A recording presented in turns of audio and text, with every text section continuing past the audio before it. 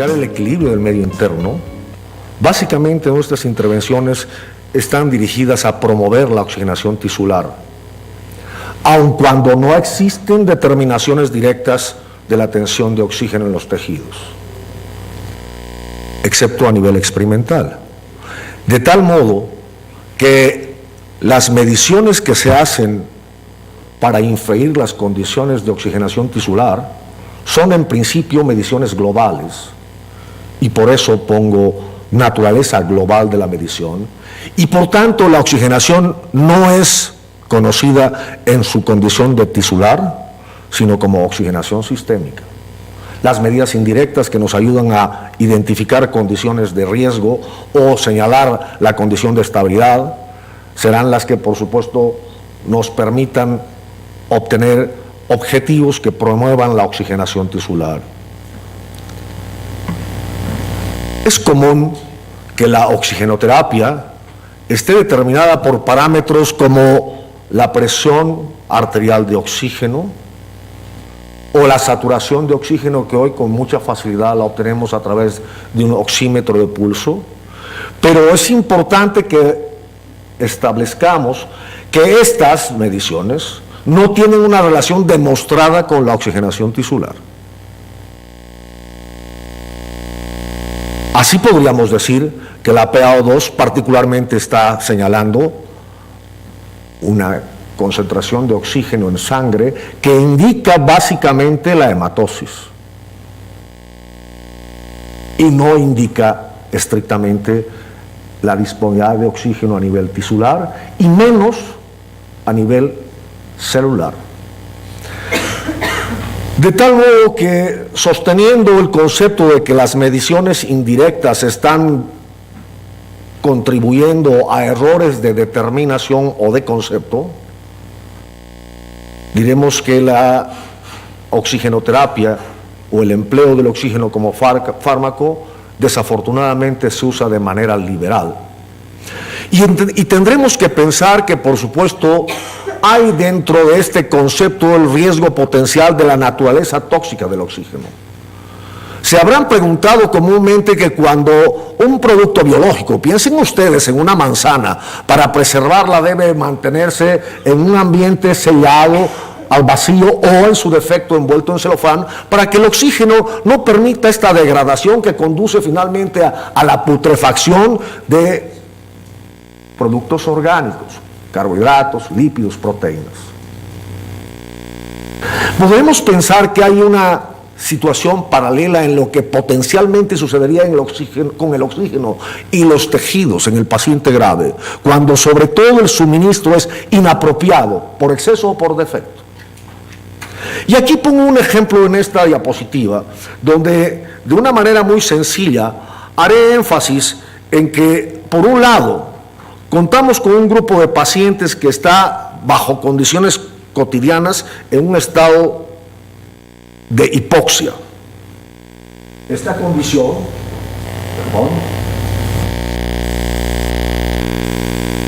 en condiciones de hipoxia, respirando aire ambiente, este paciente está con una PaO2 cercana a los 45 unidades TOR.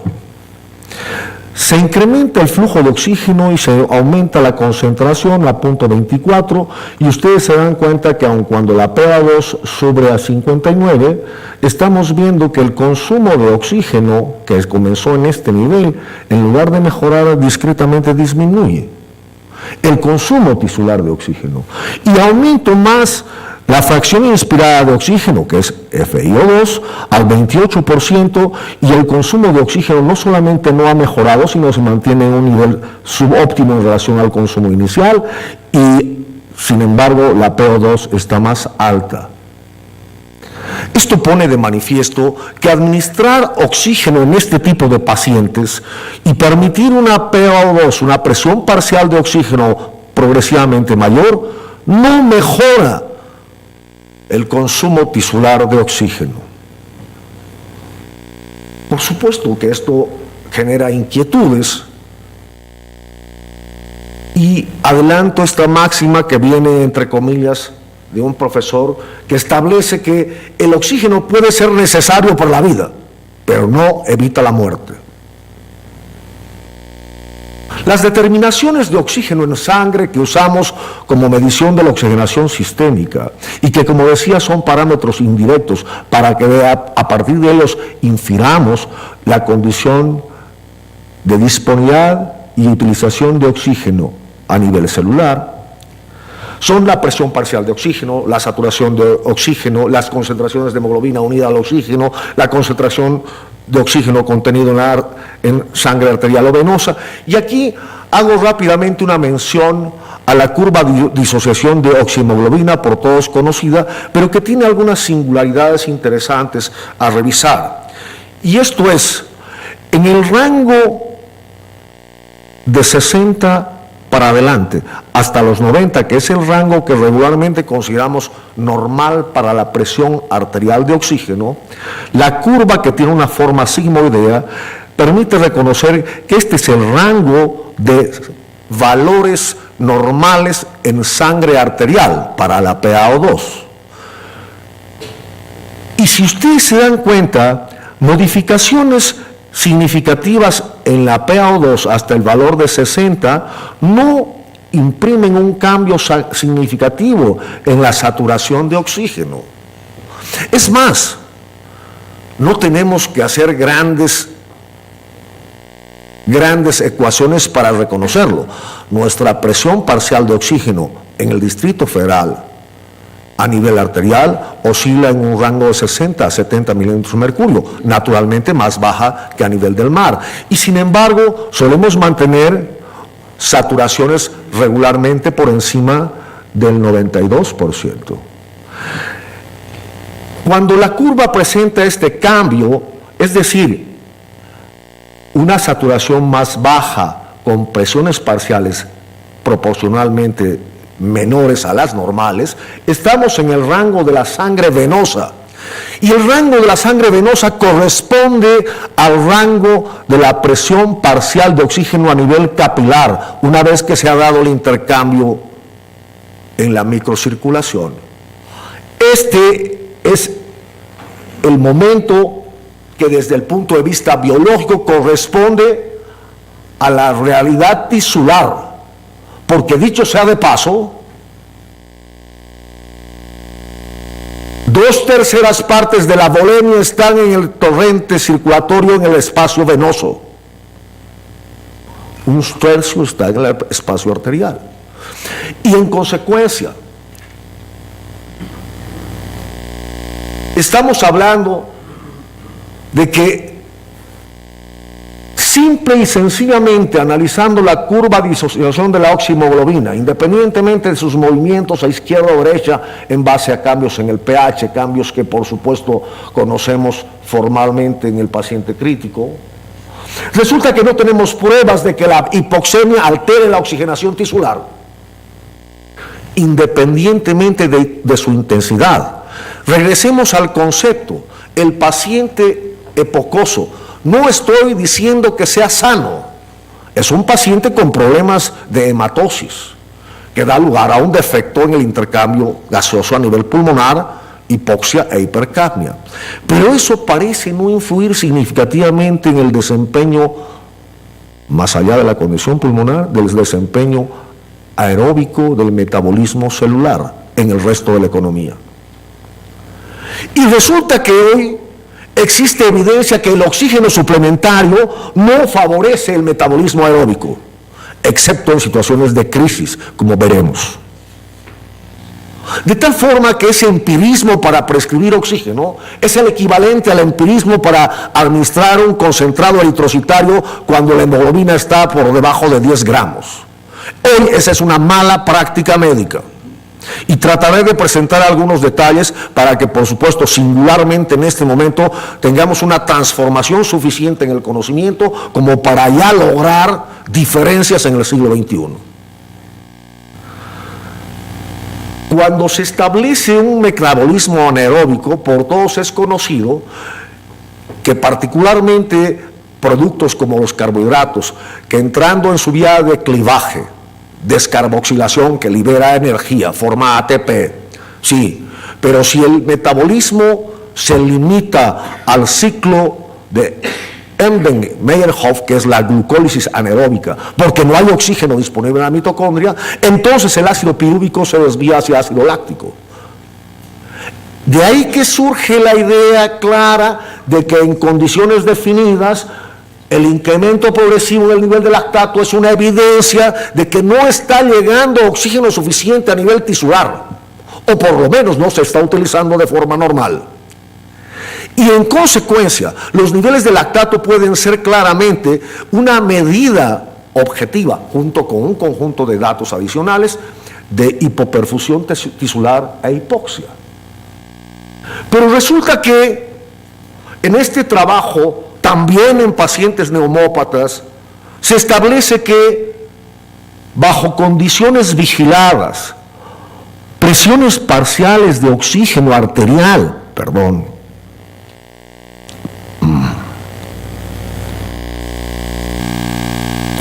presiones parciales de oxígeno arterial muy comprometidas en este rango de 25 a 40, no están dando lugar a una elevación del lactato.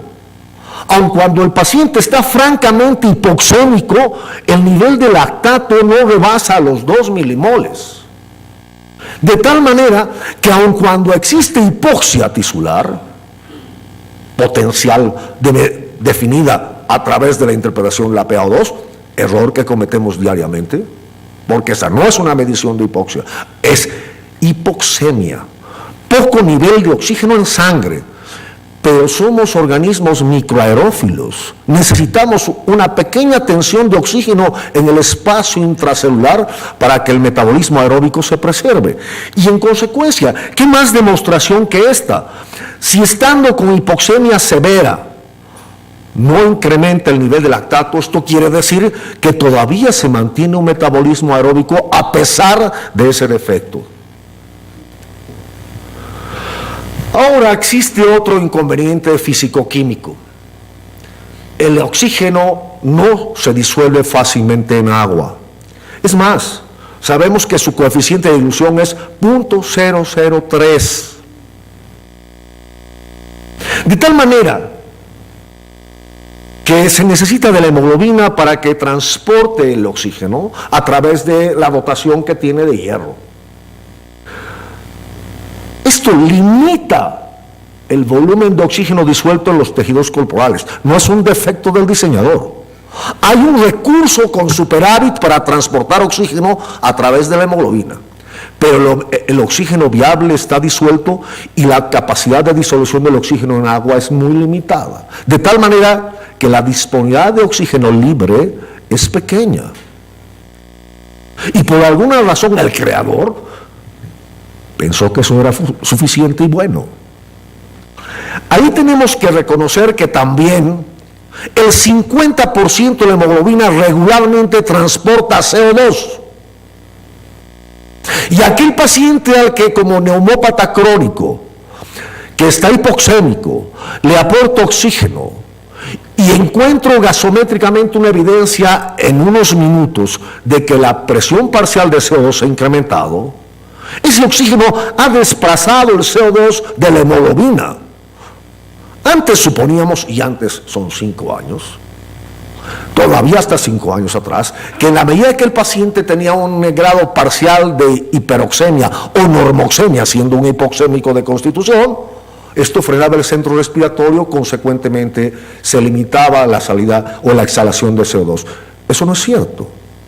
El CO2 se desplaza de la hemoglobina, como cuando usamos oxígeno para desplazar el monóxido de carbono de la hemoglobina en intoxicación por monóxido.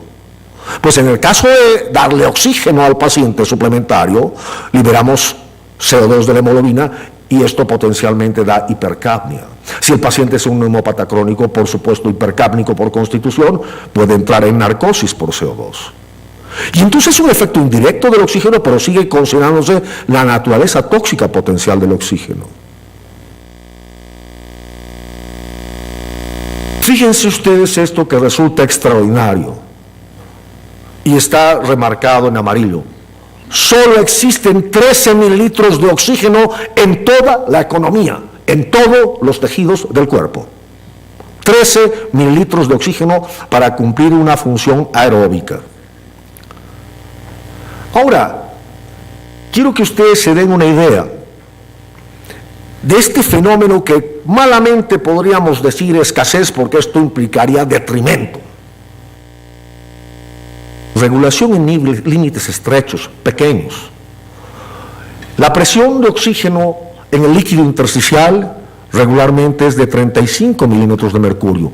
Vean ustedes, si la PaO2 normal está en el rango de 60-70, en el líquido intersticial la presión parcial de oxígeno es de 35 y miren ustedes, en el intracelular solo 5.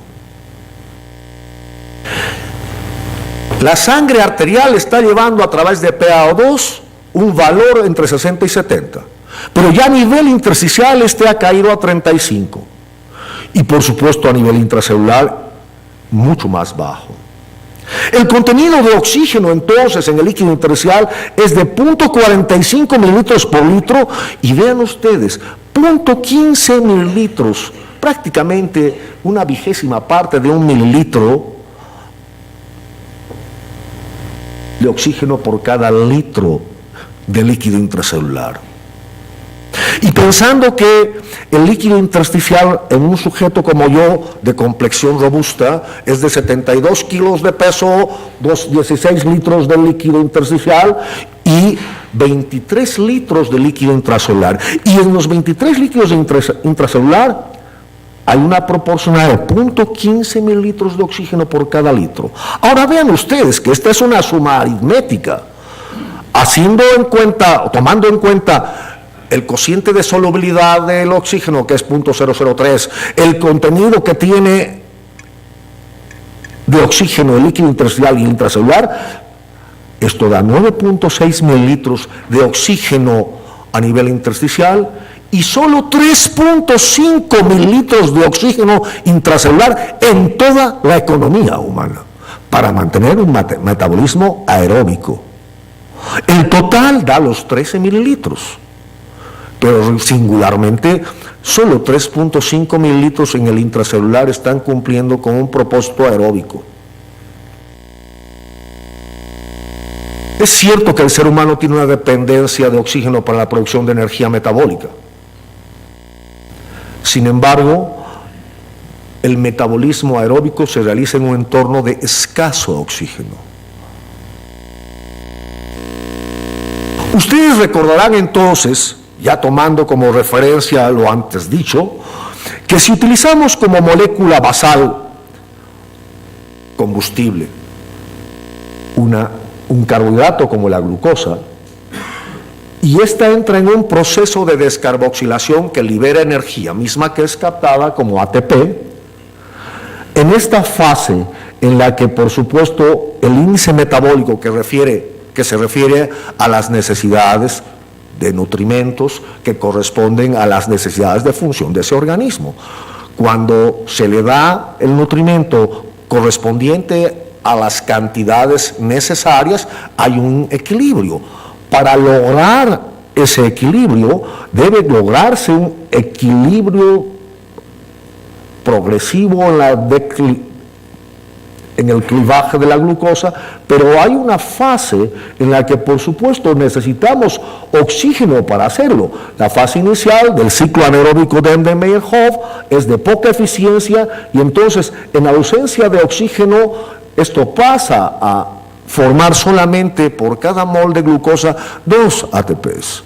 Si hay oxígeno, el sistema es más eficiente y forma 36 ATPs. Y entonces esto implica que se consume oxígeno. VO2 es consumo de oxígeno para lograr este resultado. 36 moles de ATP por cada mol de glucosa.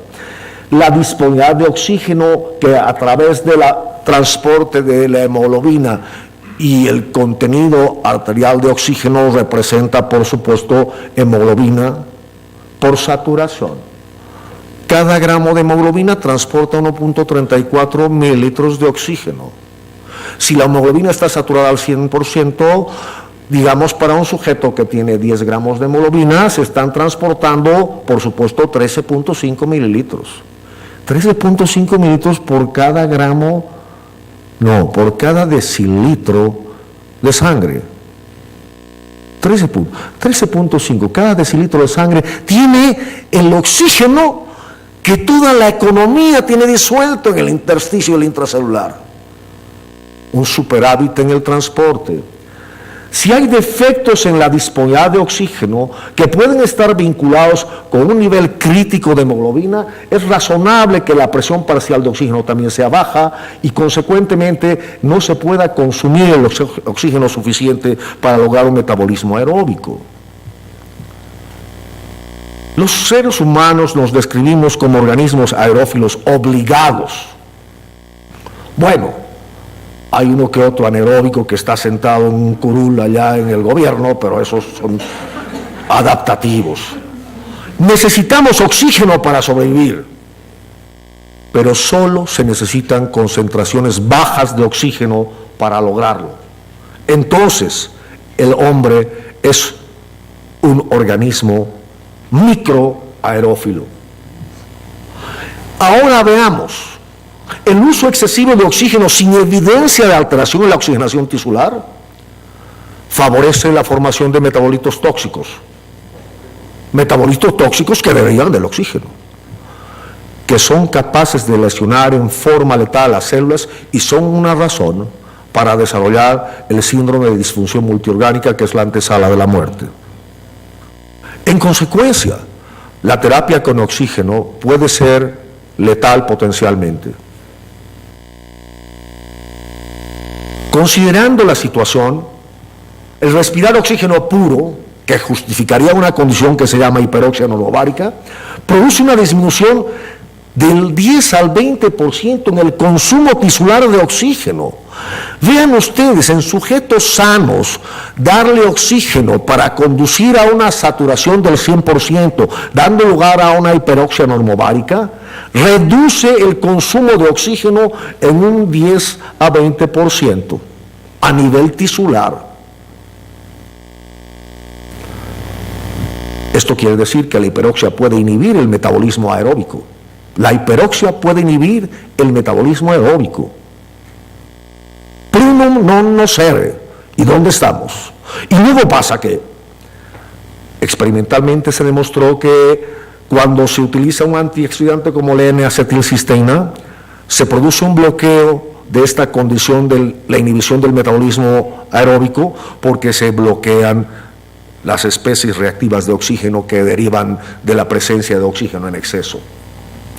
Por otro lado, y esto de cardiólogos para ginecólogos, de arriba para abajo, y digo por posición de órganos, no por otra razón. La oxigenoterapia produce vasoconstricción sistémica, aun cuando no pulmonar, que es más intensa en las arteriolas de pequeño calibre. Por supuesto, esto produce consecuentemente una disminución de la densidad capilar, produce vasoconstricción. La vasoconstricción inducida por oxígeno, teleológicamente, es un mecanismo de protección tisular hacia la lesión inducida por el oxígeno, es decir, para disminuir la lesión oxidante.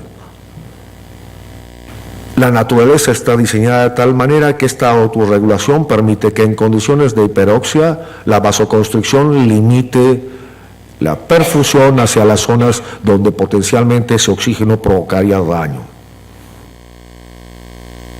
Habiendo comenzado el 11:15, ¿hasta qué hora tengo?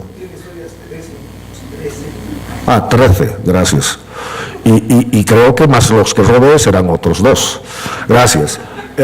El mensaje no puede quedar sin la firma, entonces nada más voy a apurarme un poquillo para que ustedes se den cuenta que un organelo determinante, extraordinario, porque tiene muchas connotaciones, no solamente en cuanto a que es, por supuesto, el equivalente a un reactor nuclear dentro de la célula, la mitocondria, pero por supuesto un diseño tan extraordinario hace que además tenga algo que resulta dentro del aspecto deontológico extraordinario.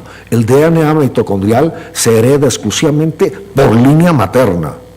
La mitocondria tiene su propio DNA y ese DNA viene generaciones tras generaciones solamente por vía materna.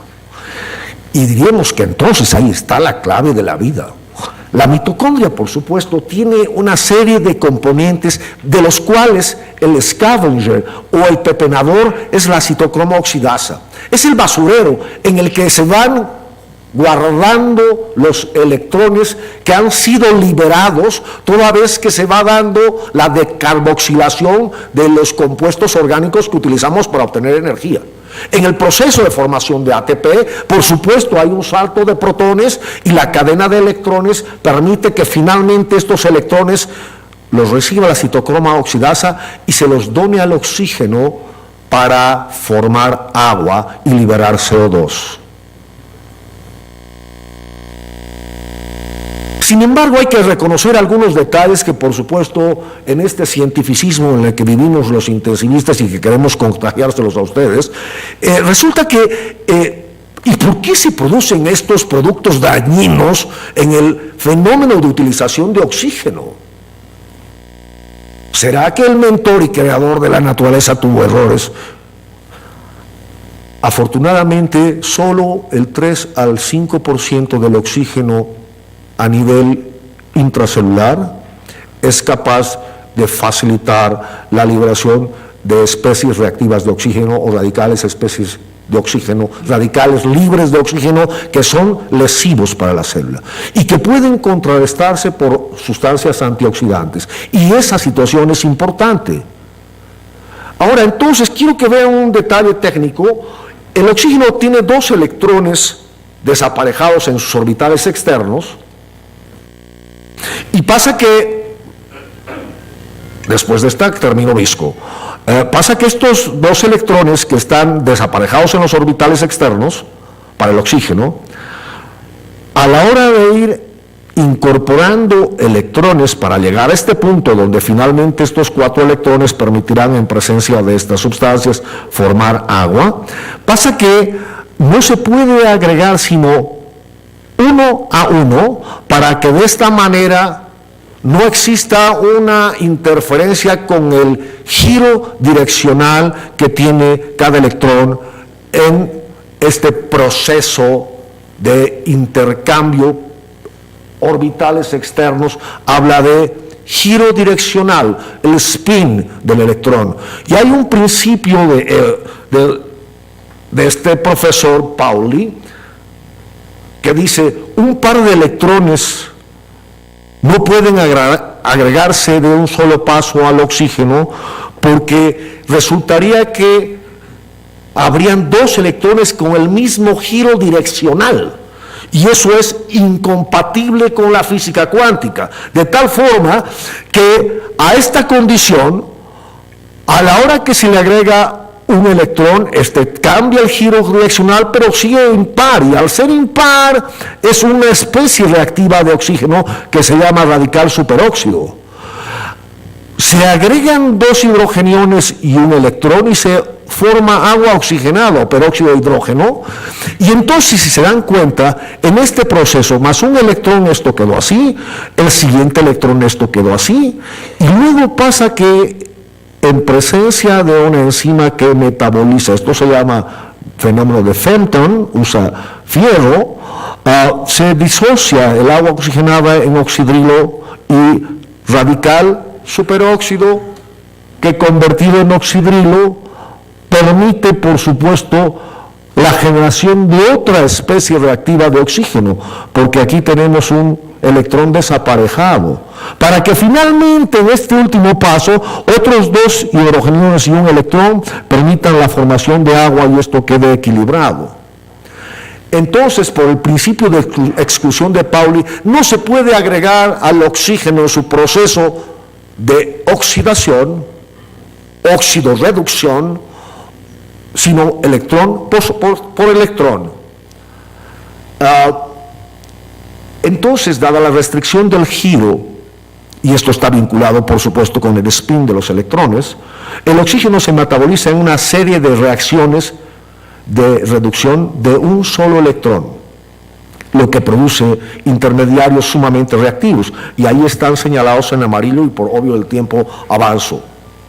Todos los intermediarios del metabolismo de oxígeno son sustancias oxidativas u oxidantes, capaces de dañar o alterar componentes celulares que tienen un papel vital, como por ejemplo los lípidos de membrana, como por ejemplo las proteínas citoplasmáticas, y vean ustedes, el DNA nuclear. ¿Será que algunos políticos están con superoxia?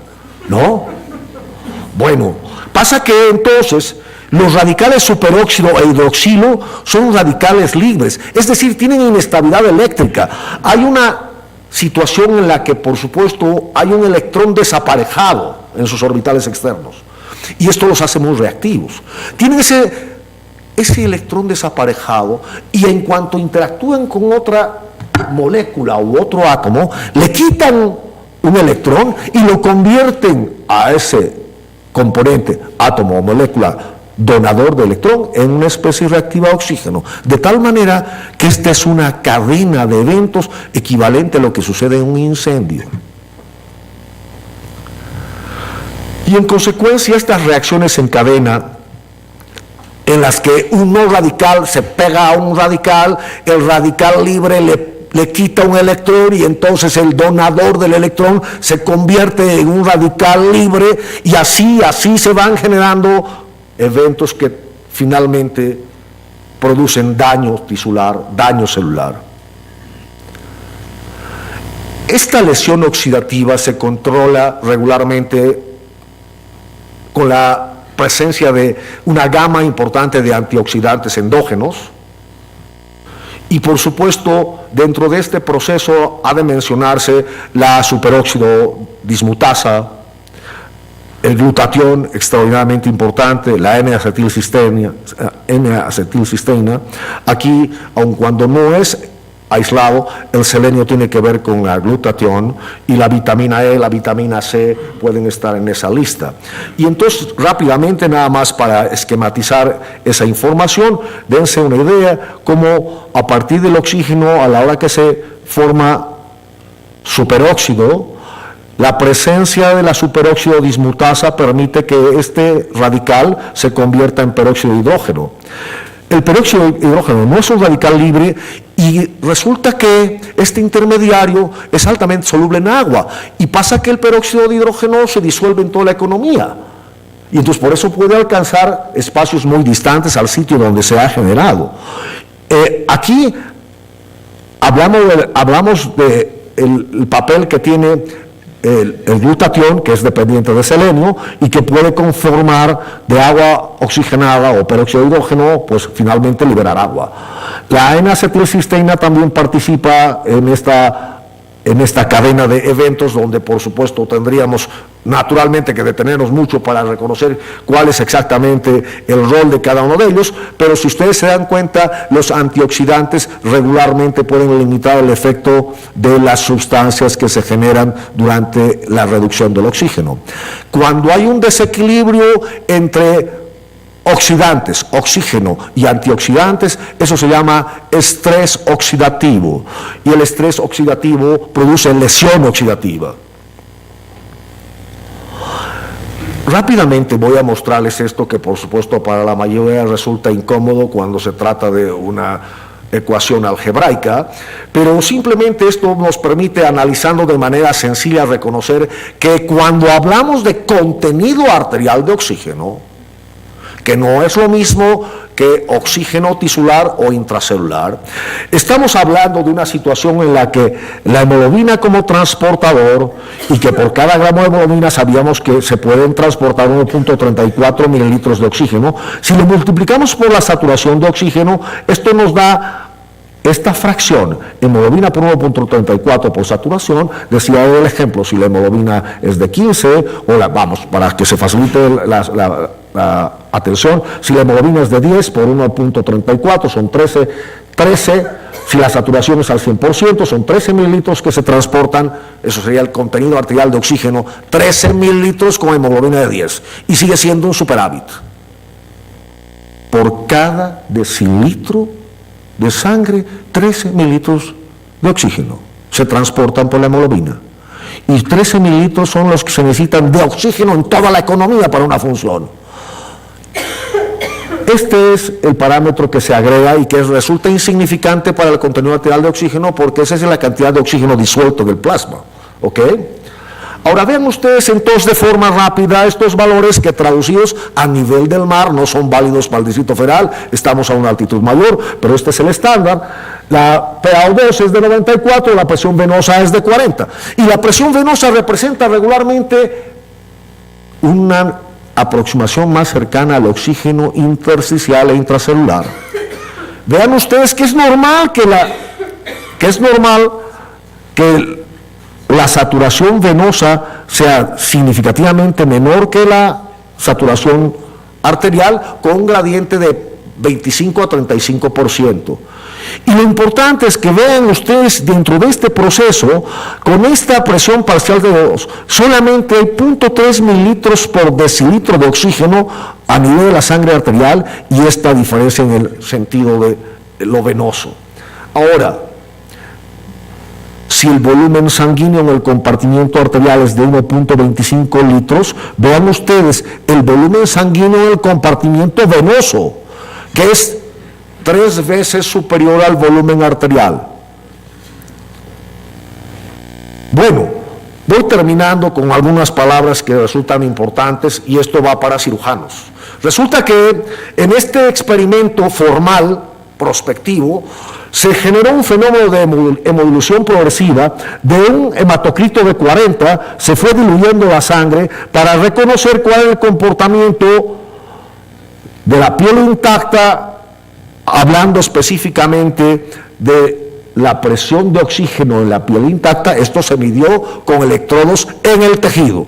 Y resulta que, si ustedes lo están viendo, para la piel intacta, a medida que la hemodilución progresa, es decir, el hematocrito es más bajo, hasta un punto crítico que acá está señalado, pero bueno, eso sería 15 de hematocrito, 15%. Hasta que no llega al 15, siguen mejorando la oxigenación de la piel intacta, y en el colgajo cutáneo isquémico mejora sustancialmente. Esto quiere decir que aun cuando el hematocrito pudiera estar para cualquier imberbe, diría hoy en día, incómodamente bajo, si tiene 20 de hematocrito o 15, se está mejorando sustancialmente la oxigenación tisular.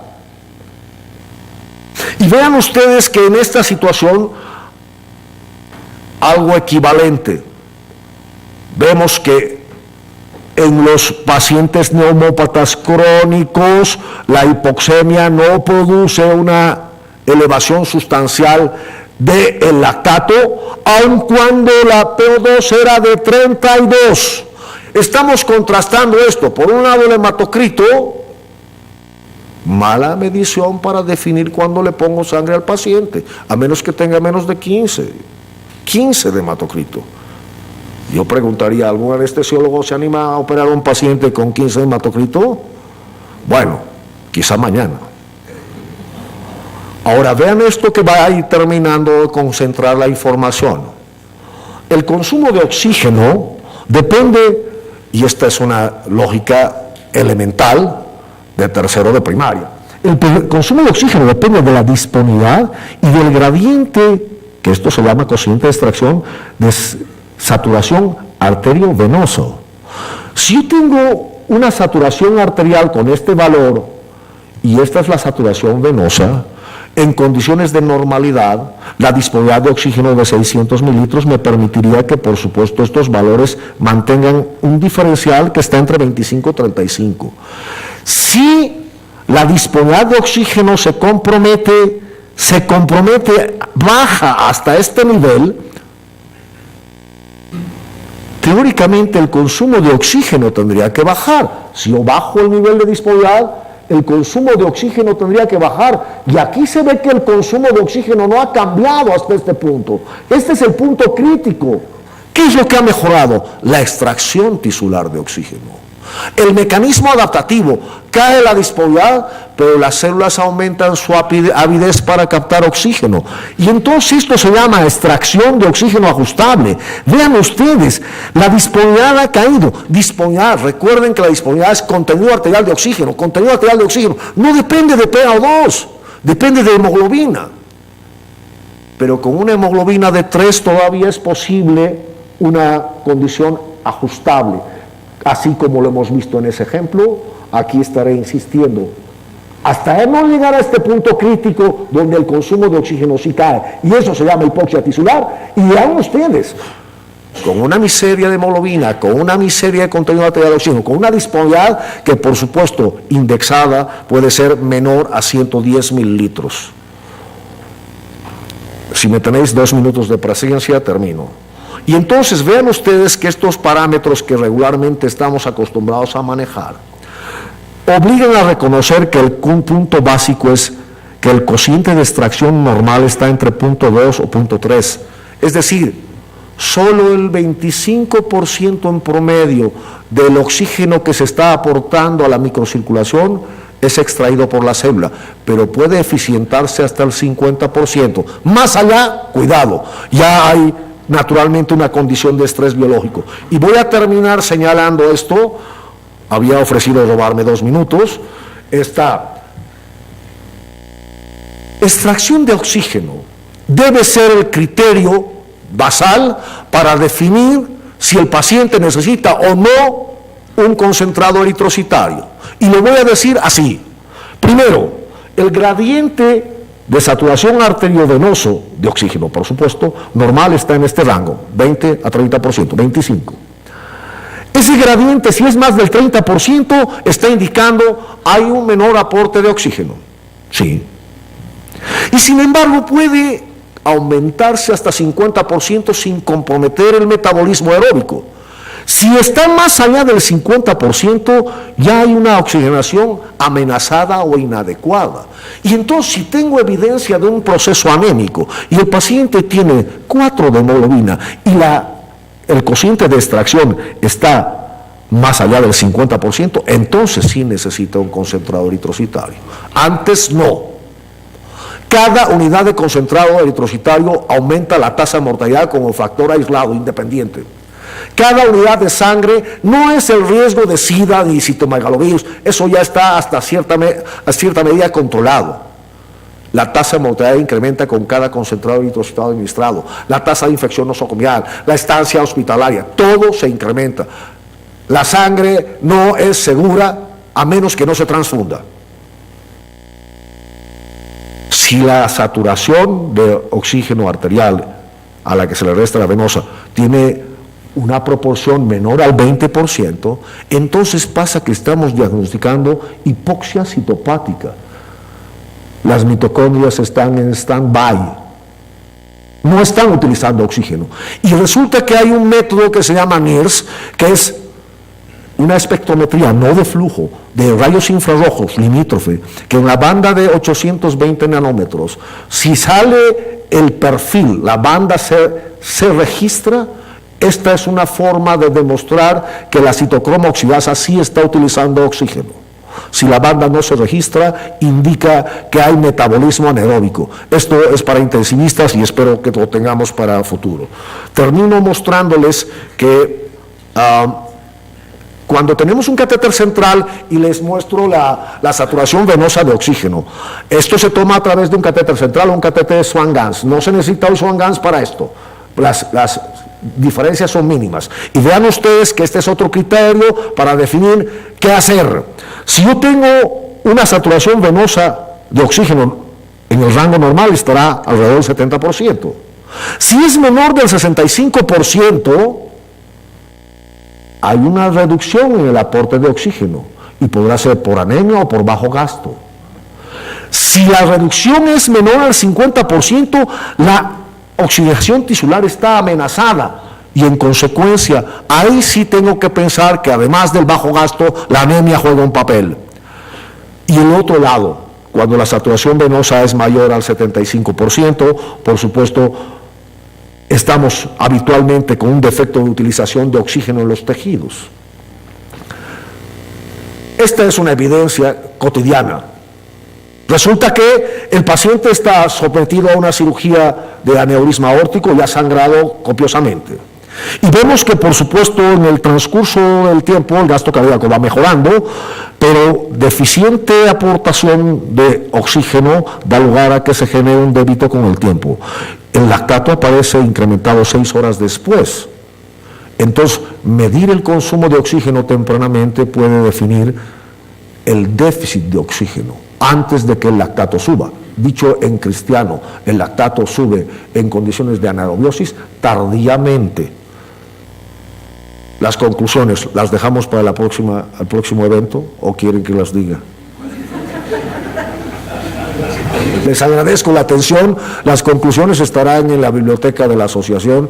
Espero haberlos dejado, yo diría así, con un puyazo lo suficientemente profundo como para decir, hoy soy menos ignorante que hace unos minutos. Agradecemos al doctor Aponte, entregamos la constancia y un pequeño obsequio. Muchas gracias.